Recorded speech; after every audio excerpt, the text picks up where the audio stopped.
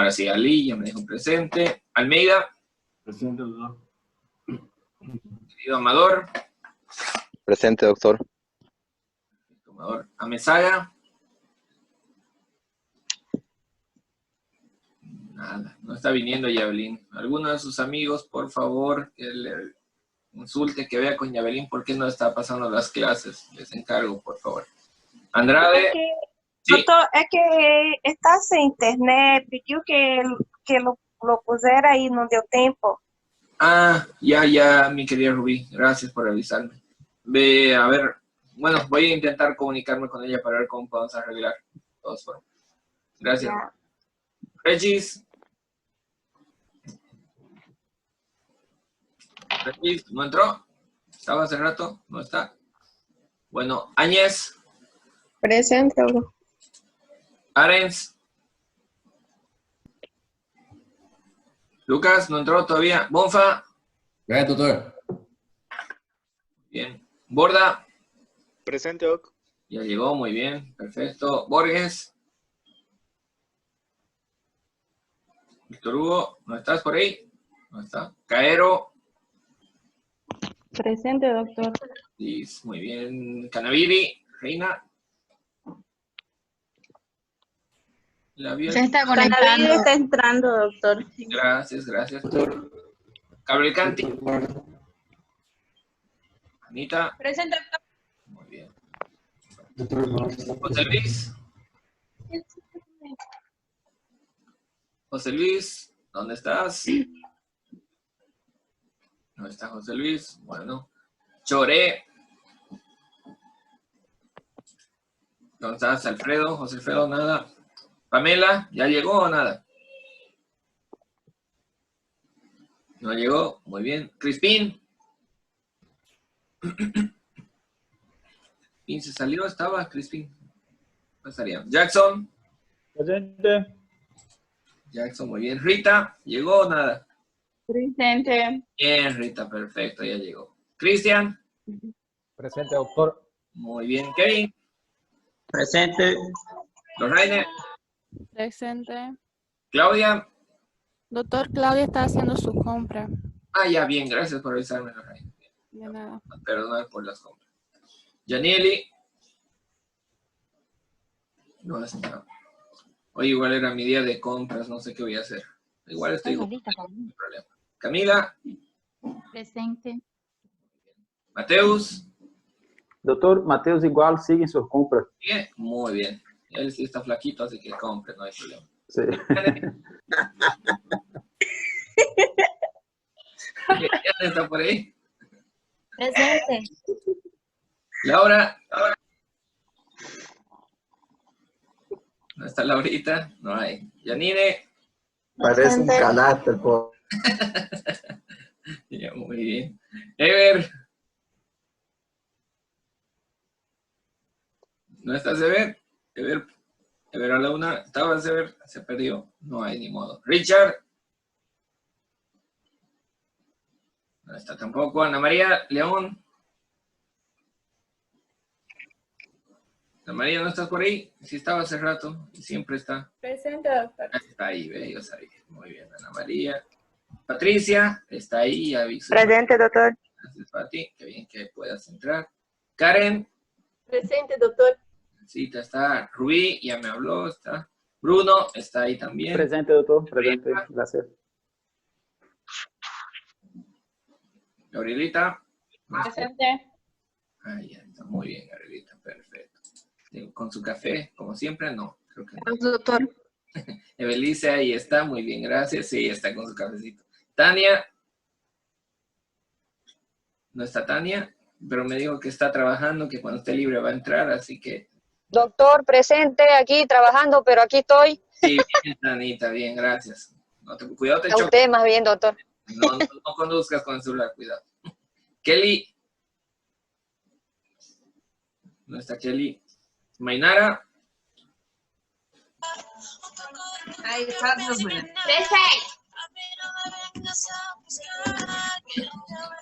La idea es que, bueno, por la asistencia no hay problema, pero obviamente la música la corta. Presente, doctor. Ya, mi querida Lady Bear, no hay problema. No es de acá, doctor, la canción, sí. ¿No es de ahí? ¿De dónde sería? Bueno, pensé que era de usted. No sé, pero pareciera que fuera de acá, pero no es. Sí, parecía. Les encargo de todas formas, a todos, no ustedes. Ya. Romero, Linet, ¿estaba hace rato? Presente. Bien, sí, está perfecto. Odalís, igual avísenle a Odalís que vean por qué no está pudiendo entrar, cualquier cosa que se comunique conmigo, porque nunca está entrando. Salas. Presente. Bien, llegó, queridos. Bien. ¿Dónde está Thais? Está ahí. Presente, doctor. Félix está ahí. Su imagen rara. Rebeca. Presente, doctor. Rodolfo. Presente, doctor. María Naida. La vi por ahí igual. Y Michael. Doctor. Beisa, presente. Lisa, sí, te anoté ya, querida. Y Doctor Mitar. Sí. Le encargo que Regis salió a hacer sus compras y Laura tiene problemas de conexión. Ya, bien, Rebequita, ¿dónde está Regis? Doctor Chungara, por favor. No, ya no quiero. Ahorita, querida Pablita, un ratito, vuelvo desde arriba, con los que faltan. Regis, que me pidió Rebeca que lo considere. ¿Lucas llegó? Lucas no llegó, parece. Doctor, Lucas está con problema en su conexión. Ya, gracias. Estaba entrando, doctor. Ya. Está entrando. Está entrando. Víctor Hugo, ya está Víctor Hugo. Perfecto. José Luis Céspedes, ¿llegó? Doctor Ares, dirá. ¿Cómo? Ares Lucas. Sí, ya lo noté, querido, ya lo noté. Gracias. Gracias, Diego, ya lo noté. Luis no está, Alfredo, José Alfredo tampoco está, Pamelita ahí está, ya te anotamos, no te preocupes. Jackson, no, Crispín, ¿qué pasó? ¿Entró o no entró? Estaba trabajando, creo, Crispín, lo vi con su uniforme.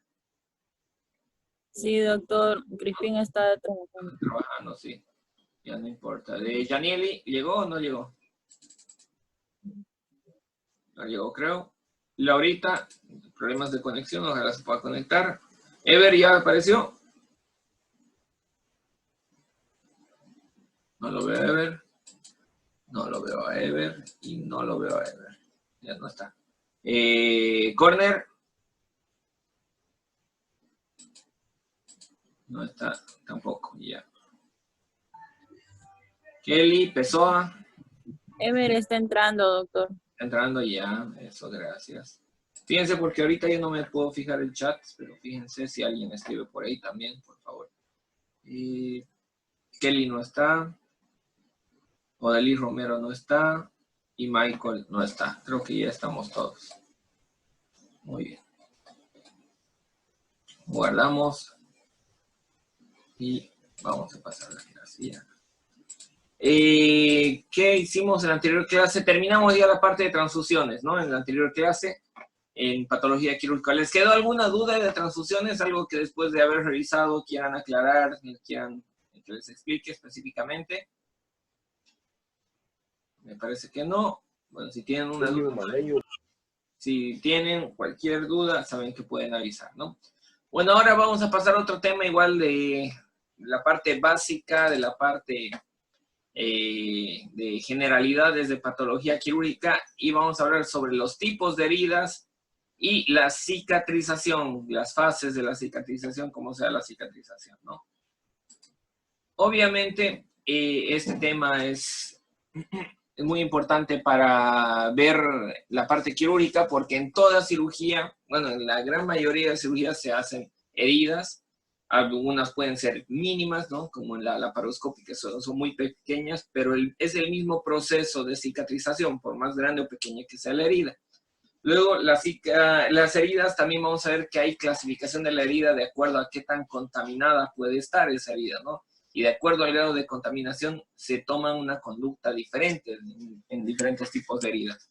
Entonces, vamos a empezar a ver eso, ¿no? Primero, ¿cuál es la primera capa que se lesiona en estas heridas, tanto quirúrgicas como no quirúrgicas? Es la piel, ¿no? Y como recuerda de anatómico, la piel, para empezar, es el órgano más grande del cuerpo, ¿no? El órgano interno más grande del cuerpo, ¿cuál es? ¿Qué me dice? El hígado. El órgano en general, pero de todos, no necesariamente interno, sino de todos, el más grande del cuerpo es la piel. Y es una membrana flexible, ¿no? Tiene la forma de una membrana flexible que recubre todo el cuerpo. ¿Qué hace la piel? Proporciona protección, ¿no? A través del contacto con el ambiente externo y evita o resiste la agresión tanto mecánica, térmica y hasta la química en cierta medida, ¿no? Porque mecánica evita los golpes, protege los golpes, como es elástico, no permite que algo vaya a entrar hacia la parte interna. Térmica porque evita la pérdida de calor, de temperatura, y también controla cuando hay demasiada temperatura. Y la química que evita que sustancias externas químicas puedan lesionar partes más profundas, ¿no? Las capas de la piel ya las conocemos bien, la epidermis, la dermis y la hipodermis. La epidermis es una capa finita, la más superficial, sin vasos sanguíneos, se suele renovar constantemente las células epiteliales de esa parte. ¿Qué tipo de epitelio tiene? ¿Quién me dice? Histología, ¿quién se acuerda?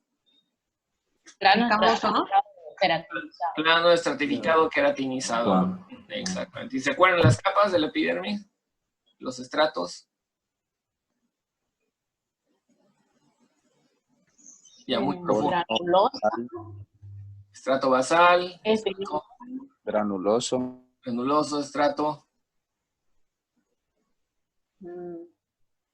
Espinoso. ¿No se acuerdan? Ya, no importa. Ya, de todas formas, eso es más histología y no vale la pena mucho repasar de todas formas. Pero acuérdense que la epidermis es la parte más superficial y en la parte más profunda de la epidermis se intercala con la dermis, con las papilas de la dermis, ¿no? Que son, ¿dónde está mi puntero? Punterito. Ahí, aquí está.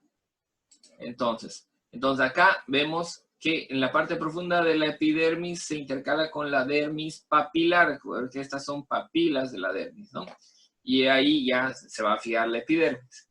La dermis es la segunda capa en profundidad, la cual le da el soporte principal a la piel, es la capa más vascularizada y la que contiene terminaciones nerviosas, entonces suele ser la que suele doler un poco más cuando se lesiona, ¿no? Y por debajo de esto está la hipodermis, o el tejido celular subcutáneo, ¿no? Es la grasa debajo de la piel, que es, como dice el nombre, subcutáneo, es tejido graso. Es como un sistema de amortiguación, ¿no? Porque absorbe los golpes. Al ser adiposo, grasoso, y ser grueso, permite que como amortiguen los golpes, los traumas externos, y permite que en las partes más profundas no sufran lesión, ¿no? Pueden medir hasta 3 centímetros de grosor dependiendo de la localización, ¿no? De dónde estamos hablando, y depende del paciente, lógicamente. Esto van a ver en cirugía, sobre todo, cuando nos toca operar, lo más típico, ¿no? Apendicitis, por ejemplo. Cuando nos toca operar apendicitis, a veces hay así pacientes, jovencitas de 19 años que tiene todas fitness, que de tejido subcutáneo de hipodermis tienen su máximo, exagerando creo 3 centímetros, ¿no? Exagerando incluso. Mientras que a veces nos tocan pacientes de 50 años que se dedican a una vida sedentaria y comen de todo y tienen un tejido subcutáneo, una hipodermis de como 20 centímetros, ¿no? Entonces, ahí se sufre mucho en esos casos para poder operar porque el tejido adiposo, el grosor, impide muchas maniobras, es mucho más dificultoso operar cuando hay una hipodermis muy gruesa, ¿no? Entonces, pero depende de la zona y depende del paciente, ¿no? Entonces, es un recuerdo de la piel. Y ahora vamos a ver esto sobre heridas más específicamente. Las heridas son lesiones que rompen la piel, ¿no? A eso se refiere una herida, a una solución de continuidad de la piel, o sea, un espacio, una parte abierta de la piel, o incluso puede entrar a otros tejidos del cuerpo, ¿no? Como decía, es toda solución de continuidad en la cubierta cutánea, a eso se refiere herida. Interrumpe la continuidad de la piel y la integridad de la piel, o sea, no va a permitir lo abre y hace que ésta se separe, no está íntegra, ¿no?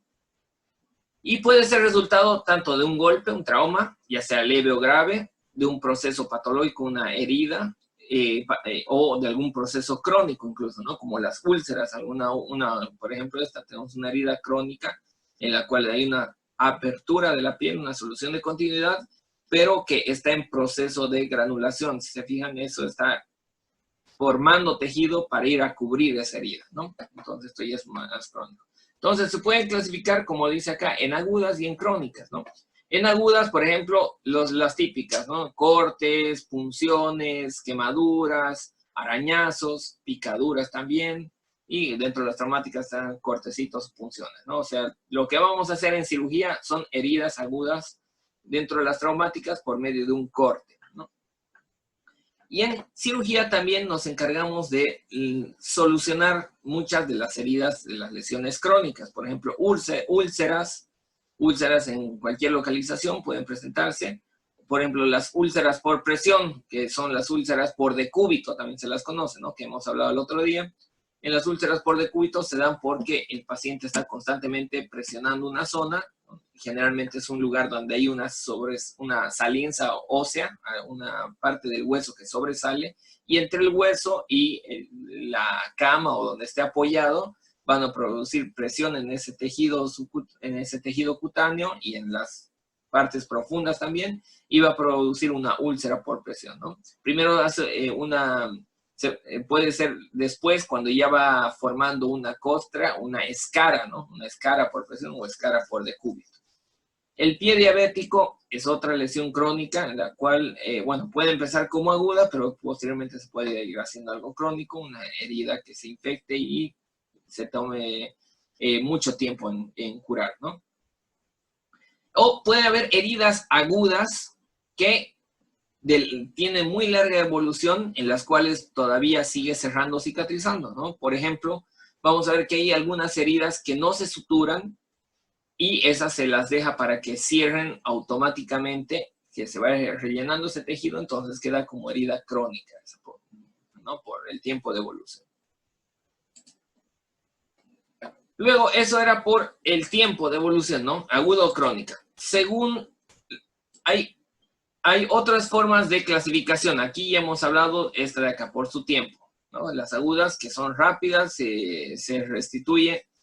Aclarar, ¿no? Que en las agudas suele ser un proceso ordenado, de reparación ordenado, secuencial, y suele restablecerse la continuidad, o sea, se suele cerrar la herida y se suele restablecer también la funcionalidad, ¿ya? O sea, se restablece normalmente, anatómicamente, esa lesión, esa herida, y su función generalmente se suele restablecer de esa parte que se produjo la herida. O sea, que queda casi como en la normalidad una vez que se reparó esa herida aguda, ¿no? El problema es con las crónicas, que como es un proceso más largo, tiene que ver con muchos mediadores celulares, con muchos fibroblastos, es un proceso menos ordenado, ¿no? Más desorganizado, y como es una zona generalmente más amplia, no suele seguir una secuencia, se va creciendo de bordes, es la parte media, pero la parte media igual va creciendo, entonces no es tan ordenado y secuencial. Y por eso no alcanza un resultado anatómico ni funcional sostenido. O sea, esa parte va a presentar una cicatriz muy notoria, va a ser diferente la piel de esa parte al resto de la piel que está alrededor. Y probablemente en esa parte, digamos, no va a tener la función adecuada de la piel que tiene el resto de la zona. Digamos, una zona en el cuero cabelludo. En esa parte probablemente no haya crecimiento de folículos pilosos, las glándulas sebáceas igual no van a funcionar, entonces va a ser más tejido relleno en sí, ¿no? ¿Sí? ¿Quién me estaba hablando? Thais, ¿puede dar queloide en este caso? ¿Queloide o brida cicatricial? ¿Algo así? Vamos a hablar de dos cosas, una que es el queloide y otra la cicatriz hipertrófica. Eso igual más adelante vamos a hablar, pero de todas formas. El queloide y la cicatriz hipertrófica son cicatrizaciones anómalas que se pueden presentar en una herida.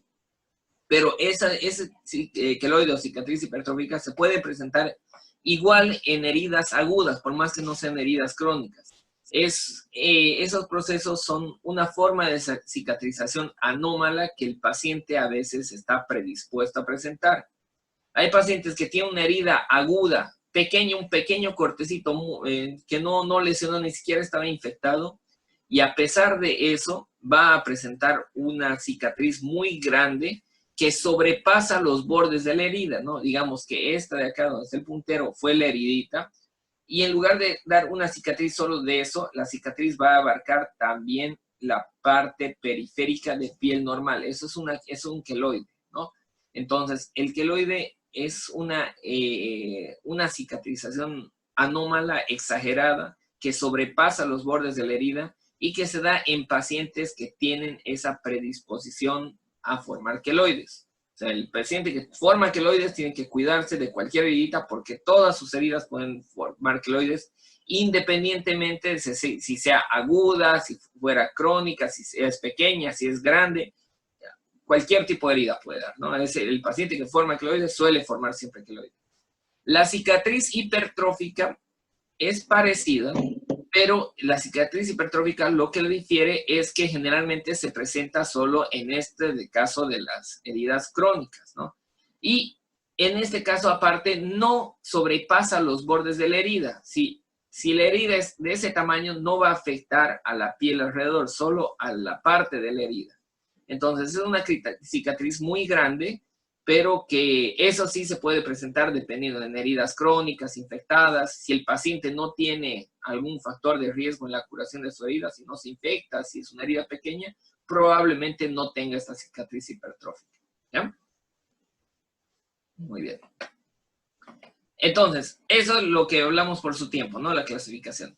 Luego, por la gente causal, igual hemos hablado entre las agudas y crónicas. Por ejemplo, dentro de las agudas hay por incisión, por contusión, por corte, entonces heridas incisas, heridas contusas, heridas punzantes, heridas por desgarro o arrancamiento, ¿no? Heridas por aplastamiento, también mordeduras, por arma blanca y arma de fuego. Entonces hay un montón de heridas que se pueden presentar en la piel por diferentes agentes causantes. Aquí incluso no están por sustancias químicas, por fenómenos físicos, también puede haber como el calor, el fuego, algunos químicos que lesionan la piel, entonces también hay el agente causal, ¿no? Por la forma, esto es muy importante, sobre todo para el tipo de reparación, cómo se clasifican las heridas según su forma. Por ejemplo, hay las heridas lineales, una sola línea, ¿no? Heridas estrelladas, cuando la herida, no, como dice el nombre, tiene forma no necesariamente de estrella, pero tiene varias puntas, ¿no? Varias sobresalientes, no es una línea solamente. Arqueadas, que es una curvatura, es una herida curva, ¿no? En forma de arco.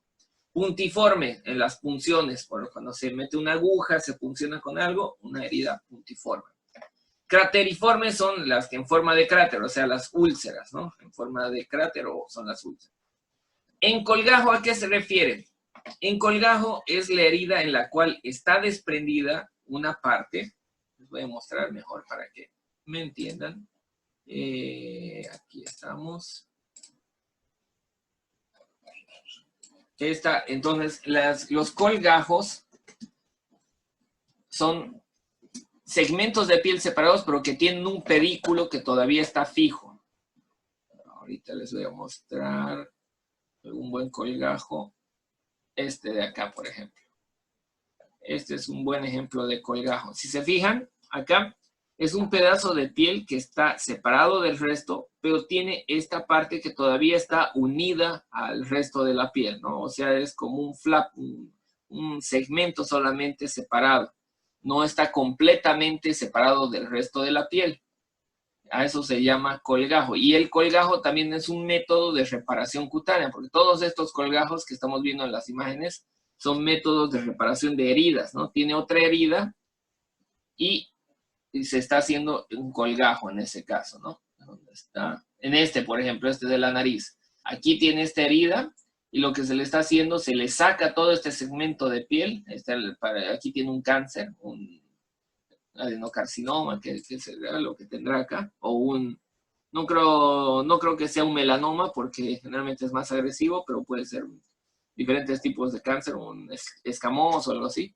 Se lo saca y aparte cortan todo este segmento de piel que está punteado, y ese segmento de piel lo que hacen es lo estiran para que cubra hasta esta parte de la piel que sacamos y queda como en esta imagen, ¿no?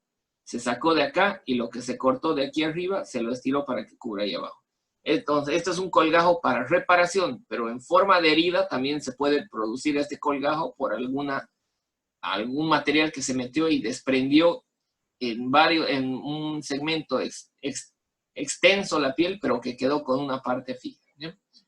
Entonces, volvemos a ver nuestras diapositivas. A eso se refiere en colgajo. ¿Me entendieron, no? El colgajo. Sí. Una pregunta, doctor. ¿Ese va a hacer una tracción? ¿Se va a traccionar la piel para que haga ese colgajo? Exactamente. En ese caso de la nariz, por ejemplo. Exactamente. Como en la piel es elástica, hemos visto, voy a volver a la imagen. Como la piel es elástica, eso es lo bueno, ese es el fundamento de los colgajos. Que sacamos una lesión, o digamos, no sé, en este caso es cáncer, ¿no? Pero digamos que aquí presentó una herida y que no cicatriza, no sana, porque ahí la piel es muy delgada, está sobre los huesos y sobre el cartílago, entonces no hay mucho cómo vaya a reparar, se puede quedar expuesto el hueso y el cartílago, en este caso. Entonces, para cubrirlo, para que funcione la piel como protección, se saca ese segmento se elimina todo el segmento que no nos sirva, y lo que se hace, se estira toda la parte superior, aprovechando la elasticidad de la piel para que cubra hasta allá abajo. Entonces sí, es elástico y se estira en ese caso, ¿no? Entonces, doctor, sí. Otra Gracias, pregunta. doctor. Cuando un paciente presenta queloides, aparte de lo estético, ¿no? Que queda feo, ¿será que tiene algún riesgo? O sea, ¿puede estar predispuesto a alguna patología o algo? Buena pregunta. Generalmente las personas que tienen, ¿qué se llama? Predisposición a formación de queloides son personas que tienen una respuesta cicatricial muy exagerada, ¿no? Una respuesta inflamatoria exagerada. Entonces, a nivel quirúrgico, sí hay algo de riesgo en algunos casos, no en todos, de que muchas veces si se operan estos pacientes a nivel abdominal pueden presentar otra complicación que se llaman bridas y adherencias. ¿Qué son las bridas y adherencias? Voy a mostrarles para que me entiendan mejor. Son, como dice el nombre, ¿no? Son adherencias, son como fibras que pegan los intestinos, más o menos. Bridas y adherencias. Normalmente, el intestino es, bueno, aquí ya se lo ve con las adherencias en esta imagen, ¿no? Normalmente las asas intestinales son sueltas. Uno puede ir jalando y es como una manguera contigua que no está pegada una a la otra. Pero en este caso, fíjense que forma estas adherencias, que hace que se pegue las asas intestinales entre sí. Y entonces eso hace que pueda predisponer a obstrucciones intestinales. Es como doblar una manguera de patio, una manguera de agua para regar. Ustedes la doblan completamente y eso va a impedir el paso de agua, ¿no? Entonces lo mismo puede pasar a nivel intestinal, que se puede doblar y va a obstruirse el intestino, y eso muchas veces va a necesitar resolución quirúrgica, ¿no? Esa es una adherencia. Y las bridas, por ejemplo aquí ya a nivel laparoscópico, aquí se ve esta adherencia. Así es como se suele ver, eso está adherido, ¿no? Y las bridas son parecido, pero todavía más denso, un tejido conectivo. Ya no solo es así una capita medio transparente, porque esto, miren, se puede ver prácticamente hacia atrás. Entonces, una capa transparente, mientras que la brida ya es un tejido mucho más denso y generalmente es como bandas que forma, ¿no? Fíjense acá, se ve como como ligas más o menos, que son más duras, más fibrosas. E incluso estas bandas, por aquí, entre una brida se puede meter una asa intestinal y eso puede estrangular, se puede dar hasta hernias internas con esas bridas, ¿no? Entonces... Doctor, ¿es como si fuera tejido cicatrizal? Exactamente, es como tejido cicatrizal, pero intraabdominal, ¿no? En este caso. Fíjense, por ejemplo, acá, se formó aquí adherencias entre el intestino y la pared abdominal, quedó ahí pegado el intestino. Entonces, esto se puede presentar también en pacientes que puedan tener cicatriz queloide en la piel. sea, el queloide en sí no nos va a dar más problemas que la parte estética y también suele doler el queloide mucho tiempo, a veces años después de la formación de la herida puede seguir doliendo un queloide, pero más de eso no suele dar, ¿no? Problemas, pero sí el paciente que tiene queloides puede también tener otras complicaciones por el proceso cicatricial exagerado, ¿no? ¿Y por qué se da esto? Porque lo operaron y el tejido, al intentar reperitonizar o cerrar todas las capas profundas y al desinflamar el intestino por cualquiera que haya sido la causa de la operación, hay una respuesta inflamatoria y hace que exude líquido y ese líquido hace que se vaya después, posteriormente, formando tejido conectivo y se pega todo eso, ¿no? Y es por eso las bridas y las adherencias. Es complicado manejar bridas y adherencias porque el problema a veces es quirúrgico, ¿no? Hay que cortar esas adherencias y esas bridas. Pero el otro problema es que el paciente que forma bridas y adherencias, mientras más se opere, más bridas y adherencias puede volver a formar.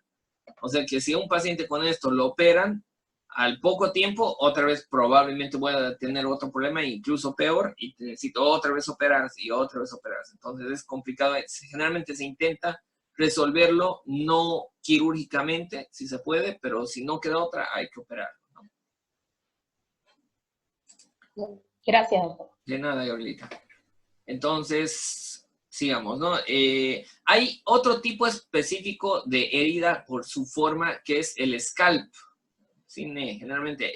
Aquí está españolizado, ¿no? En sí, la palabra es sin E, y sin E ni al inicio ni al final. Se llama scalp. Y scalp, en inglés quiere decir el cuero cabelludo, ¿no? Entonces, la herida tipo scalp es la herida de cuero cabelludo en la que se levanta la piel y tejido subcutáneo sobre la calota craneal, ¿no? Es la, a ver, les voy a mostrar, pero bien característica, muchas veces en las películas, en todos lados sale, cuando se levanta toda la piel del cuero cabelludo con el cabello incluso, pero suele quedar alguna parte fija, ¿no? Herida scalp.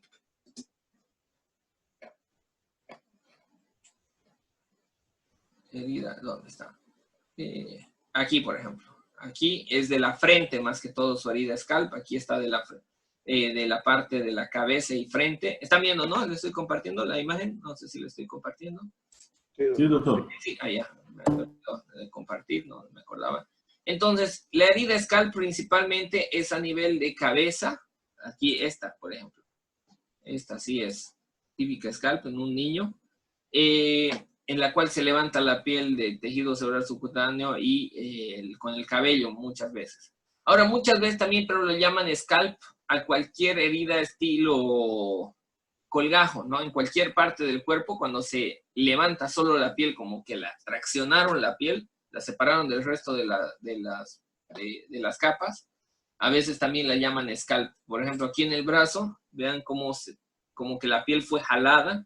Entonces, también a veces llaman eso scalp, pero lo adecuado es utilizarlo más que todo en la cabeza, porque en cabeza se llama scalp exactamente, ¿no?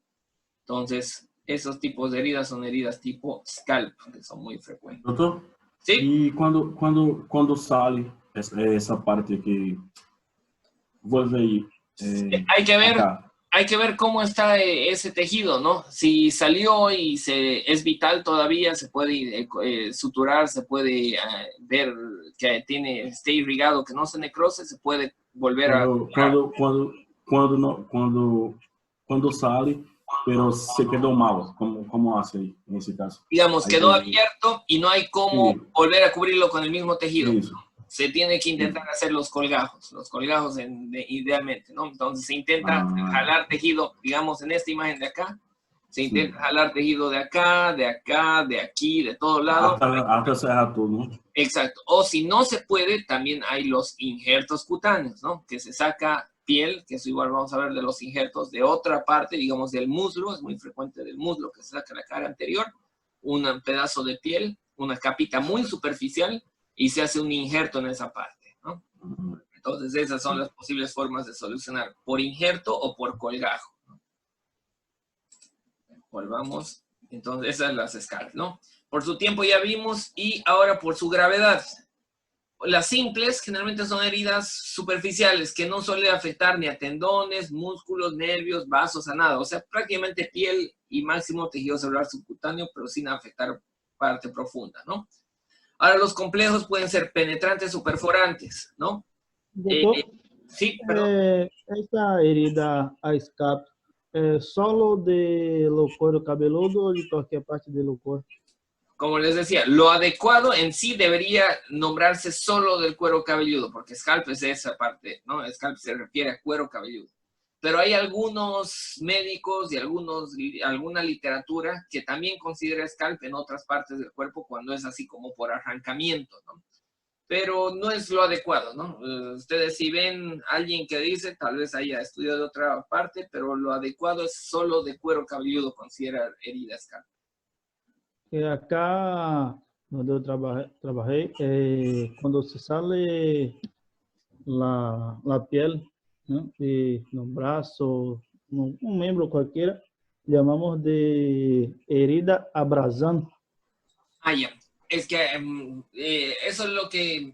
Hay las heridas, bueno, no sé si será lo mismo como donde trabajas, pero hay las heridas por abrasión o escoriación, en las cuales se pierde la capa superficial solamente, ¿no? Es, por ejemplo, un arañazo. El típico caso es un paciente que, digamos, estaba en la moto, se cayó de la moto y se raspó en el pavimento, digamos, una parte del cuerpo.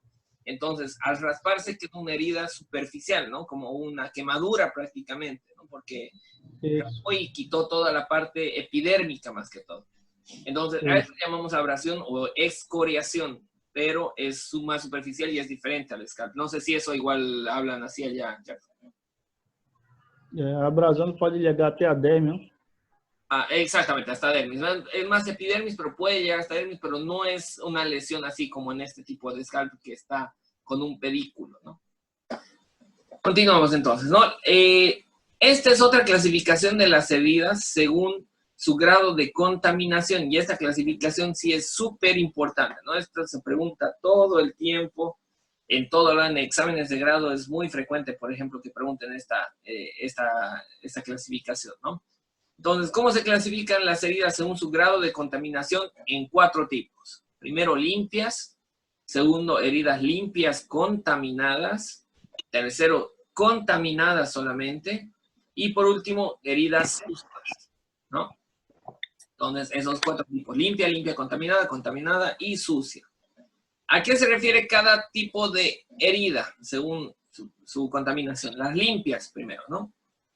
Las limpias son las típicas heridas quirúrgicas en las cuales se toma todas las medidas de bioseguridad y cuidado, y de asepsia y antisepsia, ¿no? Entonces, una herida que se realiza con técnica estéril primero, o con técnica aséptica, que ya hemos visto en el anterior semestre eso, se realiza con toda la técnica estéril, pero además estas heridas no penetran en tracto ni gastrointestinal, ni genitourinario, ni respiratorio, ¿no? Aquí dice tracto gastrointestinal, orofaringeo. Orofaringeo sigue siendo la parte digestiva. Genitourinario, tampoco. Biliar sigue siendo digestivo. Y traqueobronquial de las vías respiratorias. O sea, no entra ni en vía digestiva, ni en vía respiratoria, ni en vía urinaria, ¿ya? O sea, no hacen corte en ninguna parte del intestino, ni en ninguna otra parte del tubo digestivo. No se hace corte en tráquea, en bronquios, en ninguna parte de la parte respiratoria, ni se hace corte de vejiga, uréteres, pelvis-renal, en ninguna parte de la parte urinaria, ¿ya? ¿Por qué? Porque esos 3 tubos, esos 3 tractos, tienen patógenos, ¿no? No están completamente estériles. El tubo digestivo sabemos que tiene la flora microbiana, la vía respiratoria, como está en el contacto con el exterior, puede también tener patógenos, y lo mismo en la parte urinaria, que en la vejiga puede haber cierta cantidad de bacterias normalmente, ¿no? Entonces... Doctor, en las heridas limpias, usted mencionó, ¿son las típicas heridas de qué, dijo? Disculpe. Quirúrgicas realizadas con técnica aséptica y técnica estéril. Gracias. ¿Ya? O sea, ninguna herida va a ser limpia si no se realizó con técnica estéril. Aunque no haya entrada a estos tractos, si no se realizó con técnica estéril, no va a ser limpia, ¿no? Es la que hacen con todo el cuidado de técnica estéril y aséptica. O sea, una cirugía, ¿no? Y dentro de estas, ¿qué ejemplos tenemos, por ejemplo, no? Tenemos la cirugía de mama, un típico ejemplo. Si se quiere operar la mama, no entramos ni en vía aérea, ni en vía digestiva, ni en vía urinaria, solo se hace el corte generalmente por el pezón para una cirugía de aumento de mamas, por ejemplo, y se mete el implante, se sutura, todo con técnica estéril y aséptica, con mucho cuidado de la limpieza, y termina la cirugía. Entonces esa es una herida limpia, ¿no? Esas heridas limpias, lógicamente, son las que menos riesgo de infección van a tener, porque no hay casi nada de participación de bacterias. Se ha tomado todas las medidas para que no haya bacterias en ese tipo de cirugía, ¿no? ¿La artroscopía serviría? Claro que sí, también entraría la artroscopía, entrarían cirugías plásticas en general, la gran mayoría, entrarían, ¿cuáles más? Traumatológicas, mientras no sean por alguna... Si fuera, por ejemplo, traumatológica, una fractura expuesta, esa ya no es una herida limpia, ¿no? Porque al ser expuesta se rompió la piel y el hueso perforó la piel, entonces abrió, entonces ya está con contacto con el exterior y ahí ya deja de ser limpia. Pero una artroscopía o una cirugía de alguna fractura que no haya lesión de la piel, que no sea expuesta, se mantiene como cirugía limpia. ¿Ya? Luego, las limpias contaminadas. La limpia contaminada también es una herida que se hace a nivel quirúrgico, con toda la técnica aséptica y técnica estéril, pero en la cual sí se entra, sí hay penetración, pero una penetración controlada hacia la vía aérea, digestiva o geniturinaria.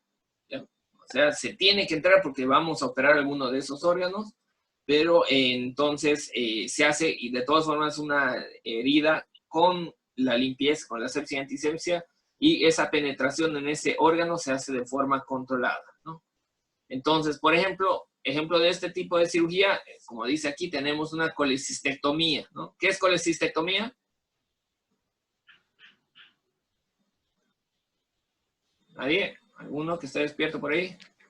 Cuando va a sacar la vesícula biliar. Exactamente, una extirpación de la vesícula biliar, ¿no? Una colecistectomía. Ya sea convencional, como aquí en el ejemplo, o laparoscópica. Igual una colecistectomía laparoscópica sigue siendo se siguen haciendo heridas limpias, contaminadas, porque igual se entra en el tubo digestivo. Por más que sea laparoscópica, también se considera, ¿no?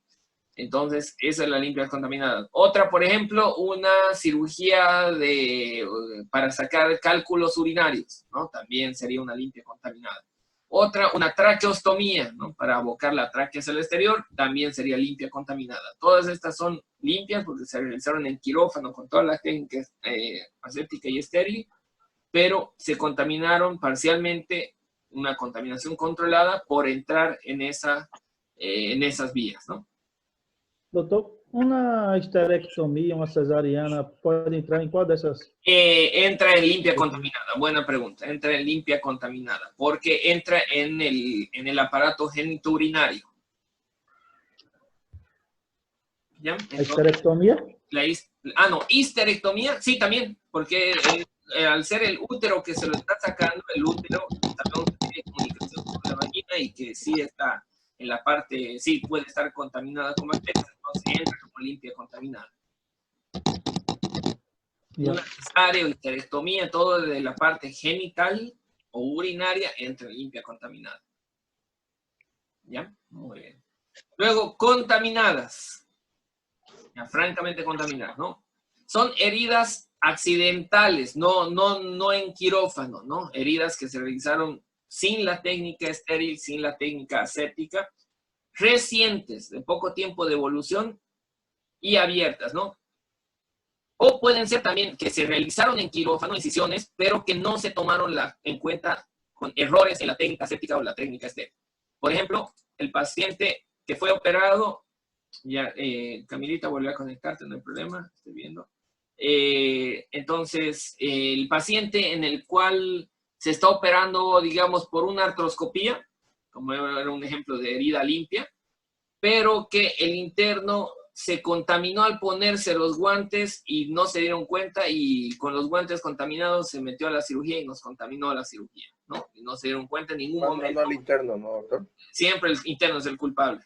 Entonces, es el que generalmente se contamina, ¿no? Entonces, por eso, en ese caso, se rompieron las normas de técnica aséptica. En ese caso, digamos, no se dieron cuenta, y por eso ya se contaminó la herida, ¿no? Entonces, cualquier herida en la cual no haya técnica aséptica o técnica estéril. En estas hemos dicho que se mantiene la técnica estéril, las limpias, siempre se mantiene la técnica estéril. En una contaminada ya se rompió la técnica estéril, ¿no? Ya sea en quirófano o, como dice, accidentales o fuera, ¿no? Pero si fueran accidentales, tienen que ser recientes, porque vamos a ver las sucias que entran otras, ¿no? O, por ejemplo, también dentro de las contaminadas hay en la cual se entró como si fuera una cirugía limpia contaminada, ¿no? Por ejemplo, una apendicitis. Querían operar una apendicitis, o la misma colestectomía, ya que estamos hablando de colestectomía. Estamos operando la vesícula, y al querer sacar la vesícula, nos encontramos con un piocolecisto. ¿Quién me dice que es un piocolecisto? Vesícula con pus. Exactamente. Un piocolecisto es una inflamación de la vesícula biliar, una colecistitis, pero que se inflamó, se infectó tanto que hubo crecimiento de pus dentro de la vesícula, ¿no? Y a veces se ve, ¿no? Sobre todo en diabéticos, en pacientes con un estado inmunológico deficiente, se da este piocolecisto. Entonces, por más que nadie se haya contaminado, que se haya mantenido la técnica aséptica todo el momento, al encontrar pus, el pus sabemos que está muy contaminada, llenita de bacterias, entonces automáticamente se convierte esa limpia contaminada en una cirugía contaminada, en una herida contaminada, ¿ya? Entonces, por eso, colecciones purulentas en algún lado es herida contaminada. Por último, las heridas sucias. Es peor, ¿no? Estamos hablando que las limpias eran las que menos posibilidad de infección tenían, ¿no? Generalmente con una herida limpia, con la limpieza solamente, con todas las técnicas estéril y aséptica, es suficiente para evitar que se nos infecte. A veces se le puede dar hasta una dosis profiláctica de antibiótico, pero no requiere tratamiento antibiótico durante varios días. Con eso es suficiente, con máximo hasta un profiláctico. Las limpias contaminadas también, generalmente, estas sí requieren su profilaxis antibiótica. En estas a veces ni eso necesitan, no necesitan ni profilaxis antibiótica en algunos casos. En estos sí, pero no suelen requerir tratamiento antibiótico prolongado generalmente, ¿no? Mientras que en estas contaminadas y sucias sí o sí necesitan antibióticos para su tratamiento postquirúrgico y tienen mucho más riesgo de infectarse, ¿no? Estas son mucho más frecuentemente que se pueden infectar, estas heridas. Por último, las sucias, como les decía, ¿no? Las sucias son aquellas heridas que tienen una población microbiana muy abundante en el área que vamos a operar desde el preoperatorio. O sea, si vamos a drenar algún absceso, que ya sabemos desde antes de operarlo, de meterlo a quirófano, sabemos que tiene muchas bacterias en esa zona, ya va a ser una herida sucia. Por ejemplo, una limpieza de una escara de decúbito, una escara o una úlcera de decúbito, que está con pus, como en esta imagen, ¿no? Aquí tiene una úlcera que está inflamada, eritematosa, con algo de fibrina y pus ahí. Entonces, la población microbiana está muy abundante desde el preoperatorio, entonces ella es una herida sucia directamente, ¿no? También heridas traumáticas, o sea, accidentales, pero no tan recientes, cuando han pasado más de 6 horas de evolución. Cuando se produjo una herida accidental, pero no se reparó inmediatamente, no se limpió rápidamente y se las dejó más de 6 horas para que se pueda curar y limpiar, ya se considera una herida sucia. Otra opción para herida sucia, heridas con tejido desvitalizado, necrosado. Si tenemos zonas de necrosis, de tejido que sabemos que muy difícilmente va a recuperarse, que no es tejido ya que con poca vitalidad o necrótico, ya se consideran heridas sucias, ¿no? Otra opción, heridas con residuos o restos ahí adentro, ¿no? Por ejemplo, accidental, de poco tiempo de evolución, una reciente, pero que tiene tierra ahí adentro, la herida, que tiene cuerpos extraños, que tiene cualquier material contaminante ahí dentro de la herida, ya se la considera sucia, ¿no? O cuando hay perforación de vísceras, sobre todo de colon, porque va a haber materia fecal ahí, ¿no? En esa herida. Entonces, Si hay una herida penetrante en abdomen que perfora colon, ya eso va a contaminarse con materia fecal automáticamente y ya se la considera sucia. ¿Ya? ¿Dudas? ¿Preguntas de esto? ¿Nada? Muy bien. No se me duerman, por favor. Nesse caso, uma apendicite perfurada fase 4, ela entra como contaminada, não? Una apendicitis perforada con una peritonitis, como ya hay materia fecal, ya generalmente se la considera en la mayoría de los casos como contaminada, pero si ya hay materia fecal saliendo ya es sucia, francamente, ¿no? Porque hay casos en los cuales sí sale ya materia fecal por la perforación, en eso sí va a ser sucia. Pero si está perforado y solo hay pus, se considera contaminada. Ya. ¿Ya? Muy bien. Muy bien. Despierten, por favor. Los veo con cara de sueño. Si quieren, levántense, salten un poquito. Pónganse a algo activos para que no se me duerman. Y eso, a los que veo, los otros que están con foto, ni siquiera se están despiertos. Espero que sí. Estamos despiertos, doctor, tomando cafecito. Eso. El buen cafecito ahí. Estamos despiertos. La cosa está buena, gracias a Dios. Para nosotros eso es casi un milagro. Eso, gracias. Eso, muy bien. Usted nos salva, doctor. Gracias. Y ya sigamos entonces. Ya hemos hablado de las heridas. Ahora vamos a hablar de la cicatrización de esas heridas. Cómo se cicatriza, cómo se cura, cómo se restituye la textura lo más normal posible. Entonces, ¿la cicatrización qué es? Es la restitución del tejido lesionado para subsanar esa solución de continuidad que tiene, ¿no? Esa separación que hay producida por la herida se va a restituir, se va a reparar, y esa reparación es la cicatrización, ¿no? Puede llevarse a cabo por dos diferentes formas, por regeneración o por reparación, ¿ya?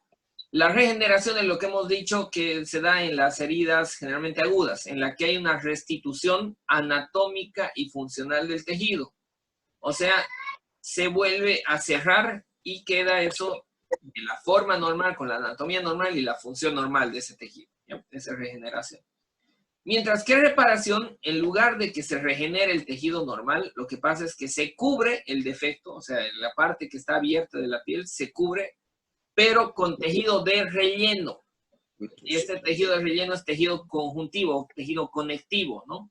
Pero que no tiene la función normalmente, ¿no? La función de la piel normalmente que queremos, que cubría ahí anteriormente. Entonces, esa reparación que solo nos sirve para cubrir prácticamente, para rellenar, pero no para que funcione de la forma adecuada, ¿ya? Ahora, ¿cómo se lleva a cabo esta cicatrización? Tiene tres diferentes fases, ¿no? La fase de sustrato se le llama, pero generalmente se la conoce más como fase inflamatoria. En la mayoría de los libros la vemos como fase inflamatoria. La fase inflamatoria es la primera de las fases, y vamos a ver por qué se llama inflamatoria principalmente. También se puede llamar exudativa o retardante. Retardante es raro conocerla. Inflamatoria, exudativa de sustratos, generalmente lo que más se conoce. La segunda fase, la más conocida, el nombre más conocido es fase proliferativa. También puede llamar fase fibroblástica o fase de tejido conjuntivo, pero como proliferativa se la conoce más. Y la tercera es la fase de remodelación o resortiva también, ¿no? De diferenciación, pero como remodelación se la conoce principalmente. Entonces hay tres fases: inflamatoria, proliferativa y de remodelación. Vamos a ver cómo es cada una de estas. La inflamatoria. La fase inflamatoria es la primera que ocurre, ¿no? Es la fase que suele ocurrir en los primeros días, del primero al cuarto día, generalmente, ¿no? ¿Por qué se llama fase inflamatoria? Porque es en la fase en la cual hay más mediadores celulares liberados, en la cual hay reclutación de leucocitos en la zona, en la cual tienen que pelear contra los factores externos, contra los agresores externos, que son bacterias, virus, contra todo lo que quiera entrar en el cuerpo. Entonces, por eso hay una inflamación, hay aumento de la permeabilidad capilar, hay vasodilatación en la zona, y como dice el nombre, lo que se va a ver es inflamación más que todo en esa zona, ¿no? La tetrada de Celso se suele ver en esa parte. ¿Cuál era la tetrada de Celso? Inflamación, Color, rubor. Eso, entonces, dolor, rubor, calor y aumento de volumen, ¿no? Esa es la tetrada, que a veces hasta un quinto le ponen, que, ¿cuál era? Que no me acuerdo, una quinta. Pérdida de la funcionalidad. Exactamente, esa también le ponen, pero las típicas son color, bueno, calor, dolor, rubor y aumento de volumen, ¿no? Entonces, eso se suele ver en esta fase inflamatoria generalmente, ¿no? Primero hay una respuesta vascular inmediata. ¿Qué pasa? En un inicio, inicia el proceso de hemostasis, la hemostasia. Y sabemos que para mantener la hemostasia, para evitarlo, el sangrado, el primer paso que va a haber es una está mal escrito ahí, vasoconstricción, no construcción, con I, ¿no? Vamos a escribir, vasoconstricción, ¿dónde está mi color? Ahí estamos, ya, es una I esa. Vasoconstricción inicial. Entonces, esa vasoconstricción inicial lo que va a hacer es que los vasos sanguíneos, ¿dónde está mi puntero nuevamente? Pues, puntero láser. Los vasos sanguíneos, bueno, aquí o en cualquiera de las dos imágenes, acá primero, lo que van a hacer es se contraen, ¿no? Las arteriolas se van a contraer, con eso va a haber disminución de la llegada de sangre y eso va a evitar que se vaya a perder mucha sangre, va a evitar que sangre, ¿no? Entonces, primero una vasoconstricción inicial.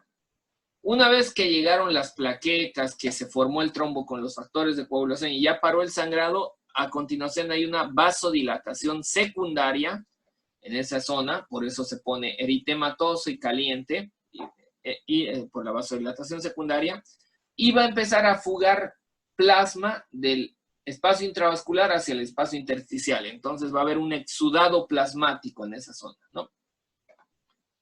Y como les decía, la permeabilidad capilar va a estar aumentada, por eso va a salir ese exudado. Y las células también van a empezar a migrar a esa zona, sobre todo células inflamatorias, leucocitos. ¿Cuáles son los primeros leucocitos que llegan a la inflamación? Neutrófilo. Los neutrófilos, exacto. Son los primeros que llegan. ¿Y cuáles son los que están ahí? Son los macrófagos. ¿Cómo se llaman los macrófagos de la piel? ¿Quién me dice? Porque sabemos que el macrófago en diferentes partes del cuerpo puede tener diferentes nombres, ¿no? Células de Langerhans. Muy bien, querido Kevin. Las células de Langerhans, ¿no? Son los macrófagos en la piel. En el hígado son las células de Kupfer. En diferentes partes del cuerpo tienen diferentes nombres, ¿no? Pero en la piel son células de Langerhans, son los macrófagos cutáneos. Entonces, ellos ya van a estar ahí listos y ellos van a empezar a liberar mediadores, pero van a reclutar neutrófilos, que son los primeros en llegar desde la sangre, ¿no? Y con eso va a haber una respuesta inflamatoria. Luego, en la primera a la octava hora va a haber la respuesta hemostática, que es lo que hemos dicho, ¿no? Retracción de los pequeños vasos sanguíneos y vasoconstricción. Se va a formar un tapón hemostático de las arterias y los capilares. Se va a activar el sistema de las bradiciminas y plasmina y se va a activar la cascada de coagulación. Con todo eso se va a controlar el sangrado, ¿no? Muchas veces puede quedar equimosis en esta zona, ¿no? Puede quedar equimótica por el sangrado que continuó, que no salió afuera, pero se mantuvo en el tejido celular subcutáneo o en la dermis, pero que no sobresalió, no salió por la herida. Entonces, por eso a veces después del trauma queda esa equimosis en esa zona porque mantuvo el sangrado, pero no hacia afuera, sino ahí en la pared de la piel, ¿no? Y por último, en la fase inflamatoria, después de las 12 horas, es la respuesta ya celular, cuando ya llegan, ¿no? Aquí la respuesta celular es lo que les decía, que aparecen los neutrófilos y los macrófagos activan. Llegan las células cebadas, células redondas, o sea, los basófilos y ¿cómo se llaman? Los los que liberan histamina y todo esto. Se me fue el nombre. Los basófilos son los sanguíneos, los mastocitos, y los mastocitos cutáneos también empiezan a liberar sus mediadores celulares. Todo eso, hay mucha liberación de diferentes tipos de interleucinas y mediadores, que todo eso inicia la activación de fibroblastos, que en la próxima fase son los más importantes, ¿no? Y liberan polisacáridos, liberan enzimas, la histamina, por ejemplo, que es un poderoso vasodilatador y aumenta la permeabilidad capilar, y las citocinas que ya hemos hablado, ¿no? Entonces, en sí, es todo lo que sabemos de inflamación que va a pasar en esta fase inflamatoria. En la fase proliferativa, la segunda fase. La fase proliferativa ya más o menos va del 5º día hasta el día 20. Dependiendo, no es exacto, en medicina saben que nada es exacto, pero en la mayoría de los casos en heridas no contaminadas, en las de mejor estado, va a durar menos, y en las más contaminadas va a durar mucho más, ¿no? Entonces, esta fase proliferativa consta de 3 subfases más o menos.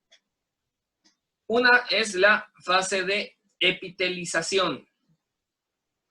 Esta fase de epitelización, ¿en qué consta? En la migración y crecimiento celular del epitelio, que va a ir a tapizar la herida. O sea, de los bordes de la herida, el epitelio de la parte de la dermis va a empezar a migrar hacia el centro para cubrir, para cerrar esa herida, ¿no? Esa es la fase de epitelización. Entonces hay crecimiento celular y migración de esas células hacia la herida desde los bordes para ir a cerrar. La fase de la contracción, ¿a qué se refiere? La contracción tiene mucho que ver con los miofibroblastos. ¿Se acuerdan qué son los miofibroblastos? Son células que van a producir fibras, son productores de fibras, pero también tienen actividad contráctil.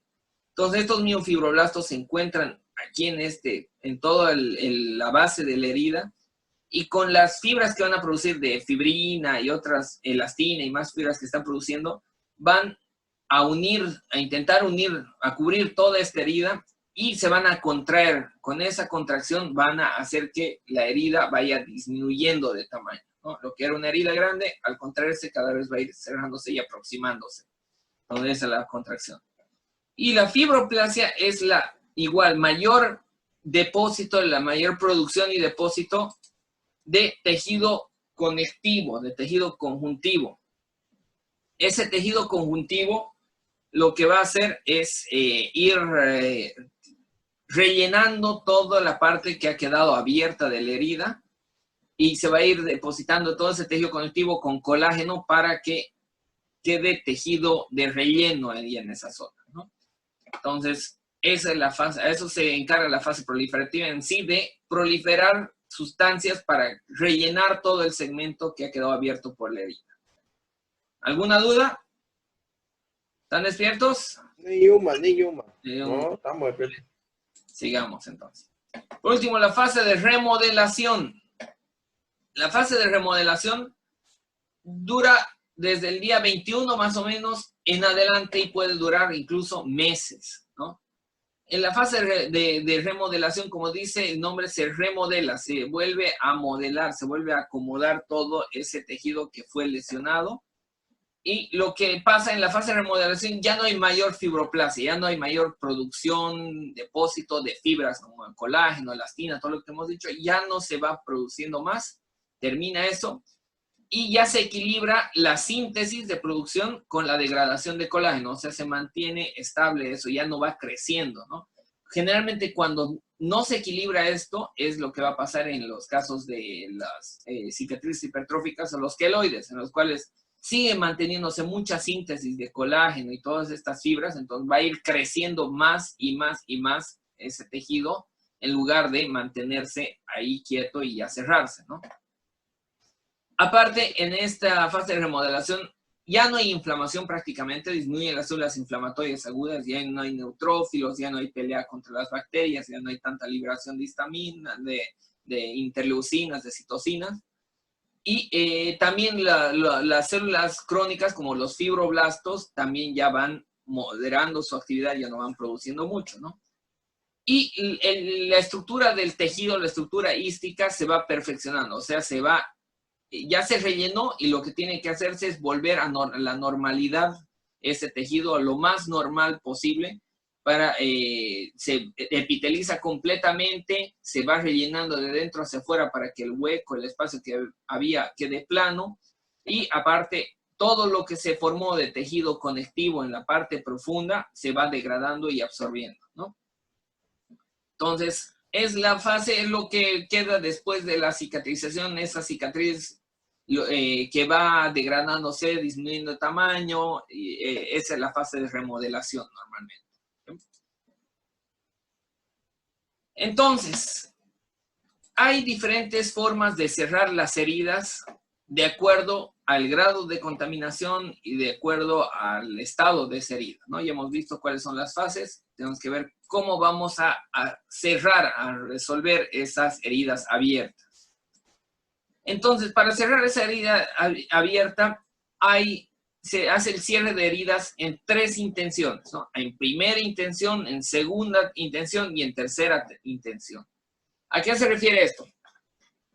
El cierre de heridas en primera intención se refiere a cuando se hace la típica sutura, ¿ya? De una herida. Es la aproximación de los tejidos de la herida de manera inicial, o sea, al inicio se produjo la herida, a la media hora, a la hora se la sutura, ¿no? En este caso, la producción de colágeno es escaso, ya que es mínimo el defecto que se tiene que cubrir. Se hizo la herida, lo suturamos rápido, entonces como lo suturamos no hay este hueco, este espacio, ¿no? Ya lo cerramos el espacio. Entonces, por eso, todo el proceso de cicatrización que hemos hablado va a ser mínimo porque no hay mucho espacio que tenga que rellenar. ¿Ya? Eso es un cierre por primera intención, es el cual se sutura inmediatamente después de que se produjo la herida, ¿no? Bueno, no inmediatamente, pero lo más pronto posible. Generalmente hasta 6 horas se puede esperar para poder hacer esa sutura, ¿no? Generalmente, cuando se hace de primera intención, cuando son heridas quirúrgicas limpias, sin contaminación, cuando se sutura, se aproximan los bordes de los tejidos idénticos, por ejemplo, se aproxima subcutáneo con subcutáneo, como vemos aquí con este puntito de sutura, y se aproxima epidermis con epidermis, como vemos acá, ¿no? No vamos a suturar epidermis con dermis, o va a quedar desnivelado eso, y si queda desnivelado no permite una buena cicatrización, ¿ya? No se tienen que dejar espacios anatómicos muertos. ¿A qué se refiere eso? A que no vamos a suturar solo la parte de la epidermis superficial y vamos a dejar un espacio aquí vacío donde eso se llama un espacio muerto. Porque por más que cerremos la parte superficial, si adentro dejamos separado, eso no va a permitir una cicatrización rápida porque igual va a tener que rellenarse este segmento profundo que no lo estamos suturando, ¿no? Entonces, no hay que dejar que queden espacios muertos anatómicos, ¿no? ¿Alguna duda de esta primera intención? Creo que es fácil. Entonces cierra todo por parte, ¿no? Por capas, exactamente. Por capas. Eso. Y pronto y rápido y limpio, de forma limpia, ¿no? En ese caso se puede hacer por primera intención. El cierre de heridas por segunda intención. ¿En qué heridas se hace? En heridas que tengan supuración, que tengan producción de líquido, de pus, y en las que se haya drenado, por ejemplo.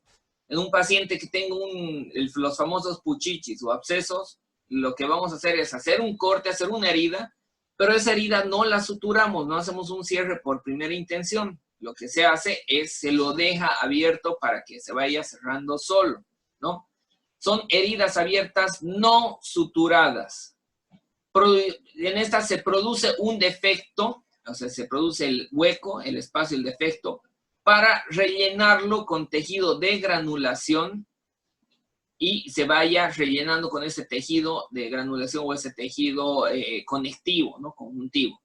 Y se cierra al final con los miofibroblastos que por tracción se va a ir cerrando. Entonces, este es en un inicio, esa herida abierta, ahí está en el fondo el tejido de granulación, va granulándose de dentro hacia afuera de poco a poco, ya vieron cómo disminuye el tamaño de una a otra, y posteriormente crece epitelio, pero va a crecer con características anómalas. Si se fijan, crece un poco hundido, crece con alteraciones en la estructura, no es un cierre normal, ¿no? Aquí vemos en esquema, y aquí podemos, aunque está un poquito chiquito, se puede ver en imágenes, ¿no? Aquí tenemos una lesión superficial en piel, se la deja, no se está suturando, se la está dejando para que se vaya epitelizando, y al final se epiteliza, se cierra, pero con una arquitectura anómala, no queda bien, aquí queda con una cicatriz grande, ¿no? Y lo mismo en esta otra imagen, se ve cómo va avanzando hasta que al final ya quedó cerrada, pero quedó diferente de la estructura adyacente.